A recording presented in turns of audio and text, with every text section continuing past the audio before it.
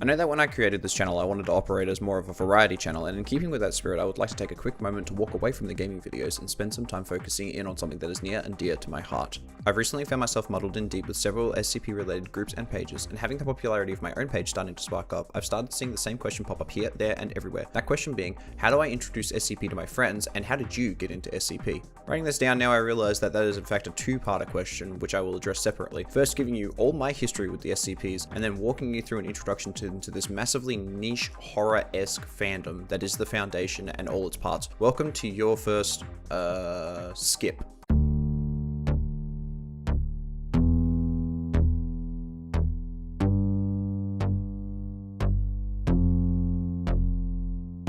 Much of my early days sinking my teeth into the fandom were lying awake in bed at 3 AM and listening to Tat's top videos. These guys are great for any and all of your creepypasta needs, and that's exactly how I found them. From there, I pretty much engulfed myself into the wiki for a year or two, and then, like most things, I suddenly dropped it and moved on with my life to do the whole high school experience. You know the one, weird socially anxious nerd that just wanted to go home and play video games, was slightly gifted but breezed through most of the work like it was nothing, so never really had a challenge, and so had a really shitty work ethic which set him up for future failures in life from a lack of motivation and unwillingness to learn a skill or craft if he wasn't immediately good at it, to the point where he dropped out of the university, making all of his family members disappointed in him and residually pity him until he found a menial job and struggles to make ends meet every week.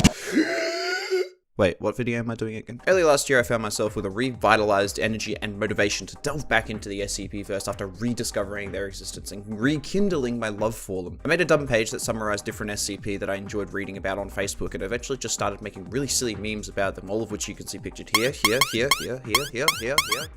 And now I'm sitting here at my computer making this little video to answer the one big question a lot of new members of the fandom have been asking me. And now that you know a little bit more about me and my history with it all, let's delve right into it. The first and easiest way that I have ever had to describe the SCP fanbase as someone new has always been the same saying. It's just creepypastas for nerds. And if your friend understands that, then we're good to go with the deeper stuff, but if you're completely new to the subject, then here's a quick rundown. A creepypasta is essentially a type of horror story told across the internet, most of which originated on that little four-leaf clover website the media always has so much fun with. What they were basically a collection of stories of supernatural beings and or powers that influenced different individuals in horrific tales of death and curses, all of which were usually written based off of certain images that were known as cursed images, a phrase that is still overly prominent today. If you go and do a Google search right now, you'll find a large collection of pictures that are designed to make you largely uncomfortable and have little to no explanation.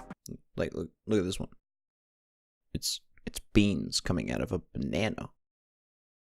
That's just wrong. Creepypastas were created as a way to give a supernatural explanation for these images, and SCPs are a derivative of this idea, except aimed to make something bigger. Firstly, SCP is an acronym that is largely accepted as Secure, Contain, and Protect, or Secure Containment Procedures, which essentially serves as the motto of a worldwide secret government organization known as the Foundation, but we'll get more into that later. SCPs were initially created to operate as a sort of fictional parallel universe that operated as identical to ours except for the inclusion of this Foundation and a few thousand supernatural objects, beings, and phenomena. The very first of which was a human-sized statue with spray paint on its face that the fanbase lovingly referred to as Peanut. This bad boy, who was classified as SCP-173, just wanted to kill everyone and played the most deadly game of peekaboo known to man. For as soon as you looked away from the seemingly innocent statue, it would move at incredibly fast speeds to your person and briskly snap your goddamn neck. Holy shit, that's some horrifying stuff! This first entry sparked a wave of creativity for a large collection of writers who created everything from a lizard that can't die to a tall, lanky boy who doesn't like the way that you look at him.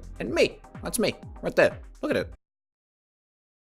The likeness is uncanny. Anyway, in jokes aside, the whole process that was established was as follows. Create something cool with supernatural properties, establish how the Foundation found the object/person, and work out a way to keep it away from the general public and keep it safe. Secure, contain, protect. This then, over the passage of the last decade, has inspired a bunch of people to expand upon the universe that has been created, making multiple branches of the Foundation, splinter groups that oppose the Foundation, other worlds inside the parallel universe, you name it, the SCP has it somewhere. This video is getting a lot longer than previously intended, which is what happens when I channel my creative energy towards anything to do with the SCP-verse, so my parting thoughts are these. I could very well create an entire mini-series on SCPs, the Foundation, the different groups and persons of interest, and could be making videos until the strangely glowing and levitating cows come home, but for now, I will leave you with this. The skipverse is huge, almost overwhelmingly so, and if you are new to the fandom, I implore you not to be scared by the amount of content. A good starting point is to go through the Heritage Collection and read up on all of the classic skips. This, at the very least, will give you enough information to understand all the dumbass memes people make and will give you a surface level idea about what skips are all about. Once you're finished reading through all of those, I would recommend going through SCP-682's extermination log. Not only are the entries hilarious most of the time, but it gives you a starting point to find other skips that you may be interested in. From there, you can read skips related to the skips that you find enjoyable, and then read skips about those ones, and then read more skips related to those, and then you'll find yourself tripping down the rabbit hole. Outside of that, I used to really like hitting the random SCP button over and over again and reading any skips that turned up with a rating of over 100 that have pictures.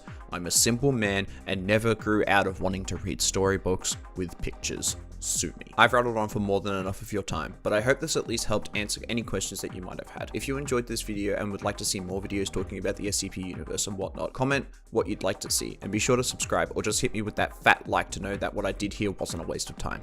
Cheers.